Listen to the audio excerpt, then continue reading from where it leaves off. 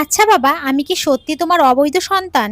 ১১ বছর বয়সী অনামিকার মুখে এমন কথা শুনে বিস্ময়ে তাকিয়ে আছেন আমিনুল ইসলাম।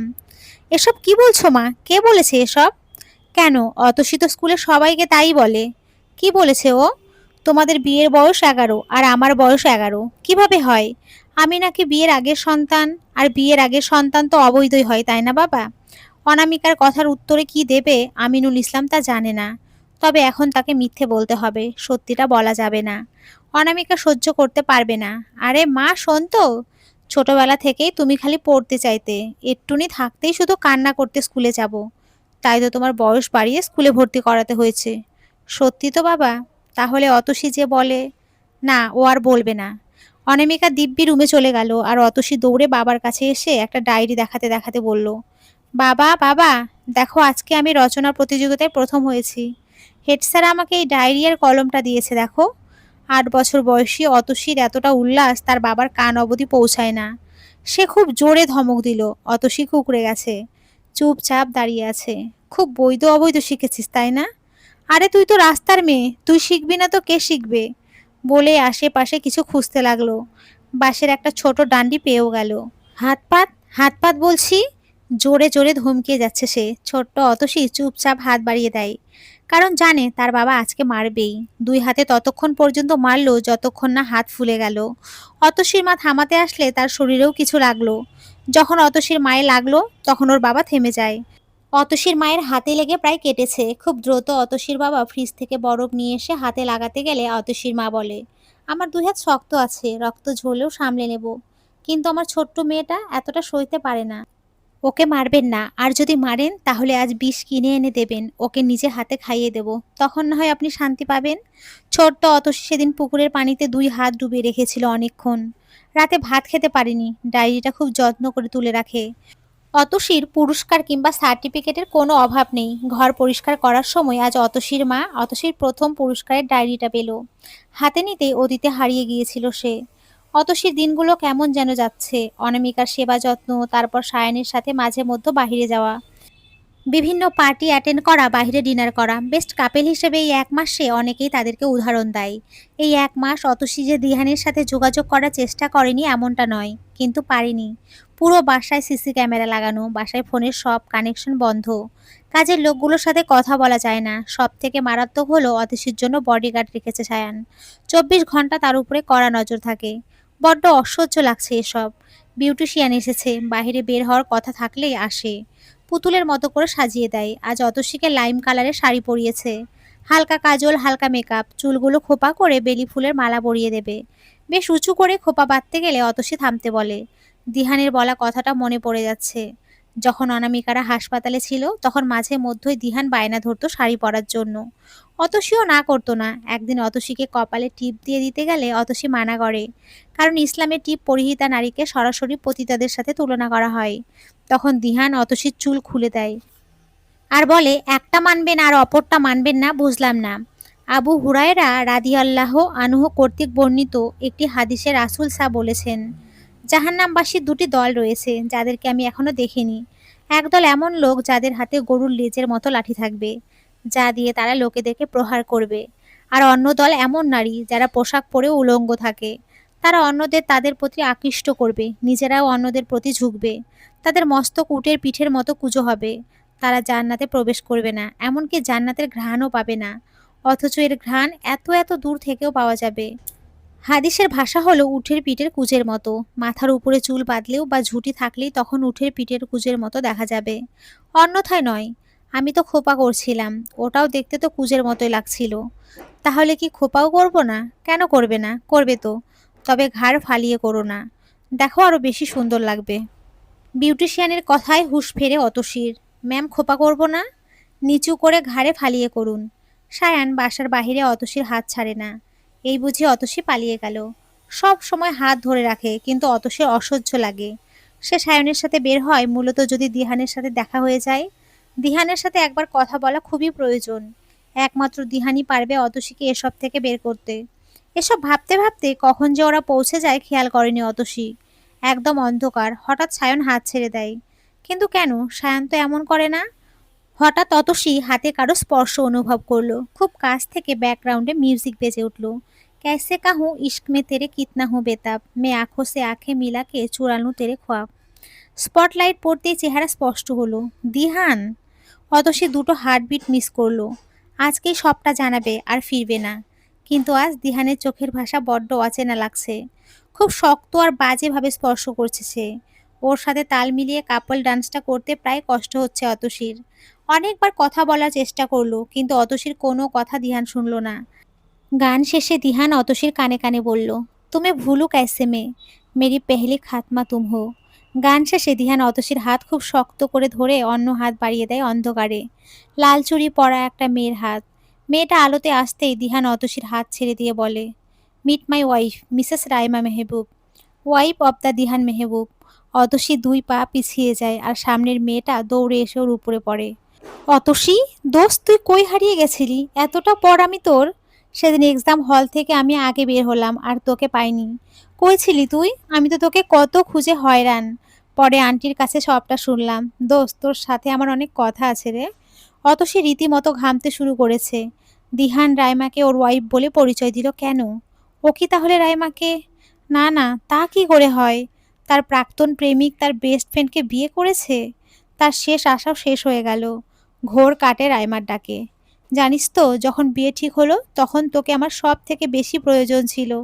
ফোনেও যোগাযোগ করতে পারিনি। আজ সকালে দিহান বলল আমার জন্য সারপ্রাইজ আছে। আগে যদি জানতাম তুই হবি আমার বিয়ের গিফট, তাহলে আরো আগেই বিয়ে করে নিতাম। অতসী কিছুই বলল না, চুপচাপ দাঁড়িয়ে আছে। সায়নকে খুঁজছে। সায়ন খানিকটা দূরে দাঁড়িয়েছিল, মুখে মুচকি হাসি। দিহানের দিকে তাকালো অতসী। প্রতিশোধ? প্রতিশোধ নিল দিহান? কেন অপেক্ষা করলো না? সেদিন সে সারপ্রাইজ পেয়েছিল। সায়ান অতসীর বিয়েতে, তাই বলে আজ অতসীকে সারপ্রাইজ দিল? একটু কি অপেক্ষা করা যেত না? রাইমা কথা বলেই যাচ্ছে। দিহান চুপচাপ দাঁড়িয়ে আছে আর অতসীকে দেখছে। অসহ্য লাগছে অতসীর। রাইমাকে থামিয়ে দিয়ে অতসী বলল, আমি জানতাম না তোর বিয়ে। সত্যি সারপ্রাইজ হয়েছি। লাইফের বেস্ট সারপ্রাইজ। তোকে দেওয়ার মতো আজ আমার কাছে কিছুই নেই। না রে, আছে, একটা জিনিস আছে। গলার ভারী নেকলেসের নিচে থেকে গলার সাথে লেগে থাকা চিকন চেনের সাথে একটা লকেট। সেটাই খুলে অতসী রাইমার হাতে দিল। আমার সর্বস্ব তোকে দিয়ে গেলাম, ভালো থাকিস আর ভালো রাখিস। বলেই অতসী দ্রুত পায়ে সায়ানের কাছে গিয়ে কাঁপা কাঁপা কণ্ঠে বলল, আমাকে বাসায় নিয়ে চলুন প্লিজ। সায়ান অতসীর হাত ধরে বুঝলো মেয়েটা অসম্ভব প্রকার কাঁপছে। দ্রুত হাত ধরে বেরিয়ে গেল ওরা। দূর থেকে রাইমা ওদের দিকে তাকিয়ে দেখছিল। দিহান মনে মনে বলল, ঠিক এমনটাই লেগেছিল আমারও সেদিন, যেদিন তুমি সায়নের বউ সেজে বসেছিলে, মিসেস অতসী মাহমুদ।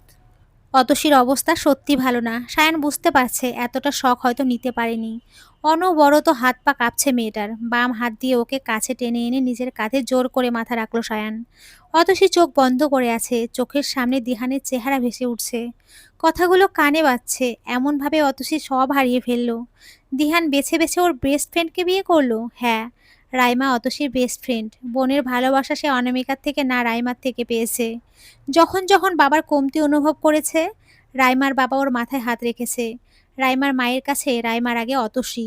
রাইমার কোনো দোষ দেওয়া যায় না, কারণ ও তো জানেই না দিহান নামের কেউ অতসীর জীবনে ছিল। হ্যাঁ, অতসী যে বলতে চায়নি এমন নয়, কিন্তু ঢাকা থেকে টাঙ্গাইল, আবার টাঙ্গাইল থেকে ঢাকা যাতায়াত করতে করতেই অতসীর দিনগুলো চলে যাচ্ছিল। আজ অতসী মনে হচ্ছে সে সত্যিই মরে যাবে। গলায় কিছু একটা আটকে আছে, যা শ্বাস নিতেও খুব কষ্ট হচ্ছে। সায়ানকে ছাড়িয়ে অতসী দ্রুত উপরে উঠে যায়। ডুপ্লেক্সের উপর তলাতে কাজের লোক সবসময় থাকে না। অতসী হয়তো নিজের ক্ষতি করবে, এই ভেবে সায়ান দ্রুত গিয়ে ওকে ধরে। অতসী পাগলের মতো নিজের হাত পা ছোটাচ্ছিল। বেগতিক অবস্থায় সায়ান দিশেহারা জড়িয়ে ধরল অতসীকে। এটাই যেন কাল হলো। না জানি পিচ্চি অতসীর শরীরে এত শক্তি কই থেকে এলো। সে সায়ানকে ধাক্কা দিয়ে সরিয়ে কষিয়ে থাপ্পড় মারে। কি পেয়েছেন কি আমাকে আপনারা? আমাকে কি মানুষ বলে মনে হয় না আপনাদের? যখন যা চাইবেন তাই করবেন, বলতে পারেন কি ক্ষতি করেছি আপনাদের? আমার সব তো কেড়ে নিলেন, এখন শ্বাসটাও কেড়ে নিন। বাবার কাছে খুব বেশি ছিলাম। এতই যখন বেশি, তাহলে রাস্তা থেকে কুড়িয়ে কেন এনেছিল বলতে পারেন? কেন মানুষ করলো? রাস্তায় পড়ে থাকতাম, কুকুর শিয়াল খেয়ে নিত, তাহলে তো বেঁচে যেতাম। না, তা করেনি। কি করলো? বড় করলো, তারপর বললো নিজের খরচ নিজে চালাতে, পারলে পড়ালেখা কর, না পারলে বাদ দে। ক্লাস 9 থেকে বেরিয়ে পড়েছিলাম নিজের পরিচয় বানাতে। বানিয়ে তো খুব ভালোই ছিলাম। সব পরিপূর্ণ হলো আমার দিহানের জন্য, কিন্তু কি করলেন আপনারা? আমাকে অনামিকার সতীন বানিয়ে দিলেন, দিহানকে সরিয়ে দিলেন। এই সব হয়েছে অনামিকার জন্য। ওই অনামিকা সব কেড়ে নিল, আমি ওকে ছাড়বো না, ওকে আমি মেরেই ফেলবো। কথাগুলো বলেই অনামিকার রুমের দিকে ছুটল অতসী। অনামিকাকে কিছু করার আগে অতসীকে হ্যাচকা টানে রুম থেকে বের করে আনে সায়ান। অতসীর করা কাজ আর কথা তো সায়নের রাগ তখন চরমে। কিছু না ভেবেই সে অতসীকে আঘাত করে, ইচ্ছে মতো আঘাত করে। তার ধারণা ছিল অতসী তাকে বাধা দেবে বা কথা শোনাবে, কিন্তু অতসী চুপচাপ মার সহ্য করে গেল। একসময় সেন্সলেস হলে সায়নের হুঁশ ফেরে। তখন ওর টনক নড়ে, অতসীর সব প্রি প্ল্যান্ট। অতসী চাইছিল সায়ন ওকে মারুক, আর সায়ান তাই করলো। মেয়েটার জালে সে পা দিয়ে দিয়েছে। চোখে মুখে পানি দিতেও যখন ওর জ্ঞান ফিরল না, তখন কল দিল ইফাতকে। ইফাত দিহানের সাথেই ছিল, কোনোভাবে ম্যানেজ করে চলে আসলো। ইফাদের ধারণা ছিল অনামিকার কিছু হয়েছে, কিন্তু এসে দেখলো কাউচের পাশে ফ্লোরে অতসী পড়ে আছে। পরনের শাড়ি অনেকটা লাল হয়ে গেছে, চোখ মুখের অবস্থাও খারাপ। রেপ করেছিস ইফাত? সায়ন অবাক চোখে তাকিয়ে আছে। এতটা খারাপ সে না, আর তার বেস্ট ফ্রেন্ড তাকে এই কথা জিজ্ঞেস করছে। থমথমে গলায় উত্তর দিল, না। তাহলে এভাবে মেরেছিস কেন? সেসব পরে হবে, আগে ওর সেন্স ফেরা। পুলিশ কেস আমি পারবো না। দেখ এখন রাগের সময় না, প্লিজ ট্রিটমেন্ট শুরু কর, না হলে মরে যাবে। গ্রেট আইডিয়া, মেরে বাড়ির বাগানে পুঁতে দিতে পারি, কেউ জানবে না। ইফাত, জানি ভাই তোর রাগ হচ্ছে, কিন্তু ওকে আগে ট্রিটমেন্ট। সায়নের কথার উত্তর না দিয়ে ইফাত অতসীকে কোলে তুলে পাশের রুমে নিয়ে যায়। মেয়েটকে দিয়ে ওর ড্রেস চেঞ্জ করিয়ে দেয়, মোটামুটিভাবে ড্রেসিং করে মেয়েটার। নাকের বা পাশে তিলটা দেখে ইফাতের দুই চোখ ভরে উঠল। চুপচাপ সে বেরিয়ে গেল। যাওয়ার আগে সায়নের সাথে কোনো কথাই বলে যায়নি। ইফাত সচরাচর ড্রিঙ্ক করে না, কিন্তু আবার দিহানের পার্টিতে ফিরে এসেছে। পরপর কয়েকটা ড্রিঙ্ক নিল, শার্টে রক্ত লেগে আছে। দিহান দূর থেকে দেখে ইফাদের কাছে গিয়ে বসে জিজ্ঞেস করলো, দোস্ত কি হয়েছে, এত ড্রিঙ্ক করছিস কেন? আর রক্ত কার? দিহান, তোর ইপ্তির কথা মনে আছে? ইপ্তির কথা মনে থাকবে না কেন, আমাদের ছোট্ট পরীটা।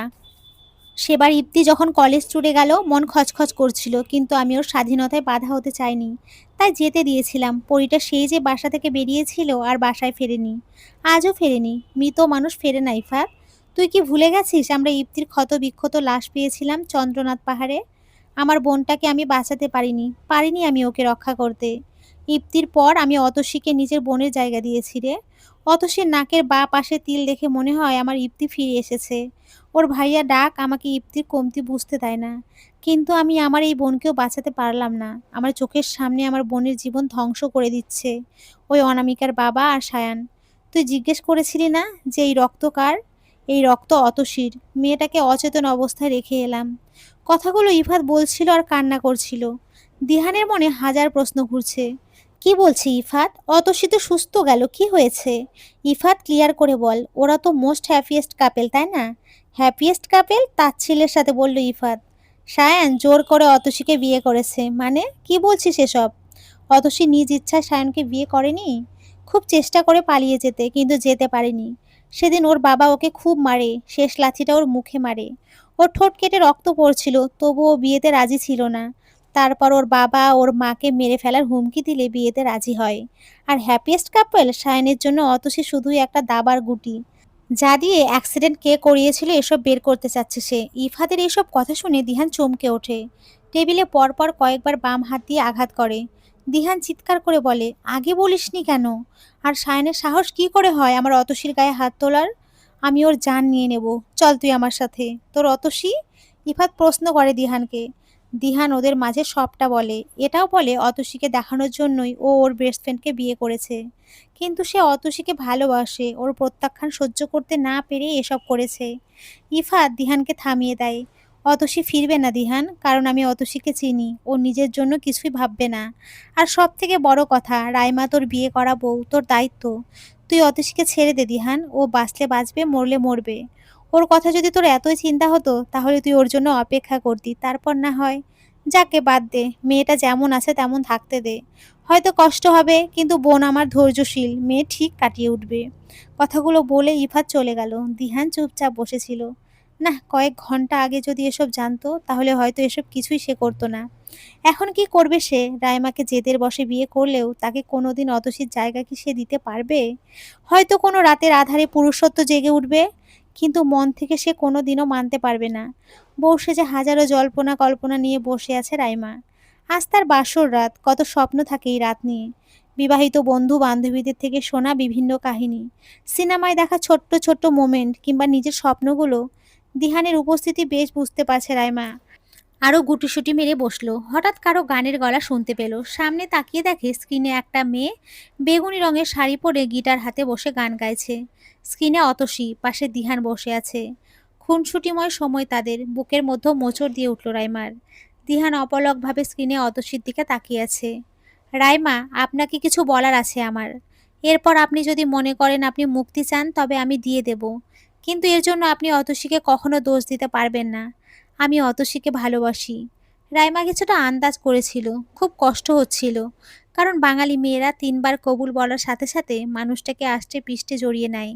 রাইমার জন্য পুরো পৃথিবী এখন দিহান। কিন্তু বাসর রাতে যদি কোনো মেয়ে জানতে পারে তার স্বামীর প্রাক্তন প্রেমিকা তার বেস্ট ফ্রেন্ড, এবং তার স্বামী এখনও প্রাক্তনকে ভালোবাসে, বাসর রাতে তাদের বাসর ঘরে বাজছে তার স্বামীর প্রাক্তনের সাথে কাটানো মুহূর্তগুলোর ভিডিও, তাহলে অবশ্যই তার জন্য আজকের রাতটা কি স্মরণীয় নয়? দিহান এগিয়ে এসে রাইমার কাছে বসলো। ধীরে ধীরে সবটা বলল। সব, এমনকি বিয়ের কারণটাও।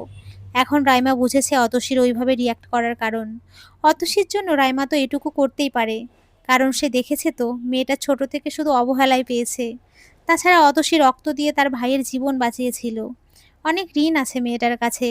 যদি দিহান হয়ে থাকে সেসবের কিছুটা শোধ হয় তাহলে। না হয় এতিম মেয়েটাকে রাইমা সব দিয়ে দেবে। হ্যাঁ, এতিম তো, যার বাবা থেকেও নেই, যে জীবনে শুধু হারিয়েছে। সে না হয় এই একটু সুখের ভাগিদার হবে। হাতের উল্টো পিঠে চোখ মুছে রাইমা জবাব দিল, ওসি যদি ফিরে আসে আমি অবশ্যই চলে যাব। আপনি ওকে ফিরিয়ে আনার ব্যবস্থা করুন। রাত একটু গভীর হতেই অতসীর শরীর কাঁপিয়ে জ্বর এলো। বার দুয়েক বমি করাতে সায়নের বেশ অস্বস্তি হচ্ছে। মেয়েটার মাথায় লেগেছে, আর মাথায় ব্যথা পেলে যদি বমি করে তাহলে অনেক সমস্যা হয়। এইদিকে অনামিকা, অন্যদিকে অতসী। নিজের প্রতি রাগ হচ্ছে সায়নের। কিভাবে মেয়েটাকে মারলো? আসলে অনামিকাকে মারার কথা বলাতে মাথা ঠিক ছিল না। হ্যাঁ, সায়নের একটা রাগ আছে অতসীর উপরে। সেই রাগের বশেই এমন করে। কারণ সায়ান তার মাকে খুব ভালোবাসে। প্রথম দেখাতে নাকি ওর মা অতসীকেই পছন্দ করে, কিন্তু অতসী বিয়ের জন্য না করে দেয়। সায়নের মা বড্ড অপমানিত হয়। সায়ান দেখতে যথেষ্ট হ্যান্ডসাম, স্মার্ট, টাকা পয়সাও কম না। তাও অতসী সায়ানকে দেখতেও নাকি চায়নি। এই নিয়ে সায়নের মায়ের মন বেশ খারাপ ছিল। এসব সায়ানকে জানায় অনামিকা। তারপর ধীরে ধীরে পরিচয়। বুঝতে পারে অনামিকাকে সে ভালোবেসে ফেলেছে। অনামিকার প্রতি অতসীর অত্যাচার কুরে কুরে খেত সায়নকে। ওর লাইফের দুজন মানুষ যাদেরকে সায়ন সব থেকে বেশি সম্মান করে, তাদেরকে অতসী এতটা অপমান করেছে। সায়ান সেদিন বলেছিল, ক্ষমা যতই মহৎ গুণ হোক না কেন, আমি প্রতিশোধ নিতেই পছন্দ করব। অতসীর পরনের কামিজ ভিজে গেছে। সায়ান মেয়েটকে ডেকে চেঞ্জ করিয়ে দিল। অনামিকার কাছে ছিল, আবার অতসীর কাছে এলো। মেয়েদের কি কোনো আক্কেল জ্ঞান নেই? নাইটি পরিয়ে দিয়ে গেছে। এমনিতেই মেয়েটার জ্বরে কাবু হয়ে আছে। হঠাৎ চোখ গেল অতসীর গলার একটু নিচে। বুকের হাড় শুরু হয়েছে সেখান থেকে একটু নিচে। বাঁ পাশে বেশ খানিকটা নীল হয়ে আছে। না, অতসীকে সায়ন ওখানে আঘাত করেনি তো। তাহলে মনে পড়ে গেল ওদের বিয়ের দিনের কথা। ও হ্যাঁ, অতসীর বাবা কিছু একটা দিয়ে ওকে মেরেছিল। তবে কি সেই দাগ? কালচে নীল হয়ে আছে। অতসী পাশ ফেরে। সায়ন চুপচাপ ওর পাশে বসে আছে। সকালে ঘুম ভাঙল সায়নের। অদ্ভুতভাবে অতসী সায়নের হাতে মাথা রেখে ঘুমোচ্ছে। ঘড়িতে জানান দিচ্ছে ৮টা বেজে ৩৭ মিনিট। ৯:৩০টার দিকে ইফাত আসবে। অতসী, ওঠো তো একটু। উঠে চেঞ্জ করে নাও। না প্লিজ।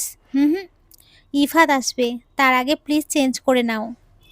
সায়ন অতসীকে নিয়ে ওয়াশরুমে যায়। বাহিরে দাঁড়িয়ে আছে। অতসী ফ্রেশ হয়ে বেরিয়ে অনামিকার রুমের দিকে পা বাড়ায়। কোথায় যাচ্ছ? যেই কাজের জন্য আমাকে রেখেছেন সেই কাজ করতে। তুমি অসুস্থ অতসী? ঘোড়ার আবার খোড়া রোগ, তাচ্ছিল্যর সাথে কথাগুলো বলে অতসী। বাহিরে পা রাখতেই ইফাত আসছে। কেমন আছো? দাদা ভাই, আমি ভালো। তুমি? আমিও। এসো তো। কেন? কপালের কাঁটাটা দেখবো। লাগবে না দাদা ভাই, আমি ঠিক আছি। যার সব শেষ সে কি এই একটু আধটুতে? তুমি এসো। ইফাতের জেদ অতসীর বড্ড ভালো লাগে। মনে হয় যেন ওর আপন ভাই সে। অতসী, একটাবার দিহানের কথা আমাকে বলতে। বাদ দাও। তুমি ফিরবে দিহানের কাছে? কথাটা শুনে অতসী চমকে ওঠে। কি বলছো এসব? দিহানের কাছে ফিরবো মানে? দিহানের কাছে ফিরলে রাইমার কি হবে? সে জানে হারানোর কষ্ট কি। জানো তো, ক্লাস 5-এ থাকতে একদিন হেড স্যার সবার বাবাকে ডাকলো। যারা যারা বৃত্তি দেবে তাদের বাবা যেন স্কুলে যায়। বাবাকে অনেকবার বলার পরেও বাবা গেল না। সেদিন যদি বাবা গিয়ে স্কুলের স্যারের সাথে কথা না বলে, তাহলে বৃত্তি পরীক্ষা দিতে দেবে না। পুরাতন হেড স্যার থাকলে কোনো ঝামেলাই হতো না। সেদিন অনামিকা আপুকে নিয়ে বাবা মেলায় গিয়েছিল, শীতের মেলাতে, তাই স্কুলে যাওয়ার সময় তার হবে না।